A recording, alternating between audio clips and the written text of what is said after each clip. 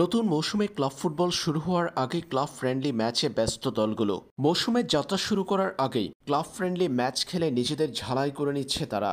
গতরাতে একসাথে club friendly ম্যাচে মাঠে নেমেছে ইউরোপের নামিদামি ক্লাবগুলো। মুখোমুখি হয়েছে বার্সেলোনা ও রিয়াল মাদ্রিদ। এল ক্লাসিকোর পাশাপাশি মাঠে নেমেছে Manchester United, Liverpool, Manchester city, Chelsea. এদিন প্রত্যাশিত জয় পেয়েছে লিভারপুল ও ম্যান সিটি। স্রোতের বিপরীতে অনাকাঙ্ক্ষিত হার বরণ করে নিয়েছে রিয়াল মাদ্রিদ। বর্তমান ইউরোপ চ্যাম্পিয়নরা পরাজিত হয়েছে চির প্রতিদ্বন্দ্বী বার্সেলোনার কাছে।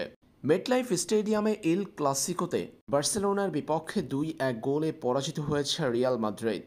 পাও ভিক্টরের গোলে শুরুতে এগিয়ে যাওয়া বার্সেলোনা প্রথমার্ধে 1-0 গোলে এগিয়ে থেকে খেলা শেষ করে পরে দ্বিতীয়ার্ধে 54তম মিনিটে ভিক্টরের দ্বিতীয় গোল। ম্যাচের শেষ অংশে বদলি নেমে আর্জেন্টাইন তারকা নিকো পাজের গোলে ব্যবধান কমিয়েছে রিয়াল, তবে জয় পাওয়া হয়নি। শেষ পর্যন্ত 2-1 গোলের হার নিয়ে মাঠ ছাড়তে হয়েছে রিয়াল মাদ্রিদের। দিনের অপর ম্যাচে মাঠে নেমেছে ম্যানচেস্টার সিটি এবং চেলসি। 6 গোলের রোমাঞ্চকর এই লড়াইটিতে হ্যাট্রিক করেছেন আর্লিং হল্যান্ড। ম্যাচের চতুর্থ মিনিটে পেনাল্টি থেকে গোল করার পর পঞ্চম মিনিটেও পেয়েছেন জালের দেখা।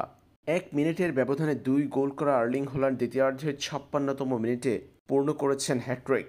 অন্যদিকে চেলসির হয়ে দলের ব্যবধান কমিয়েছেন রাহিম স্টার্লিং ও মাদুকে। তবে ববের গোলে ম্যান সিটির স্কোরলাইন হয় 4-2। 6 গোলের রোমাঞ্চকর লড়াইয়ে 4-2 ব্যবধানে চেলসিকে পরাজিত করেছে সিটি। দিনের অপর ম্যাচে ম্যানচেস্টার ইউনাইটেড হেরেছে লিভারপুলের কাছে। ইউনাইটেডকে 3-0 ব্যবধানে পরাজিত করেছে লিভারপুল।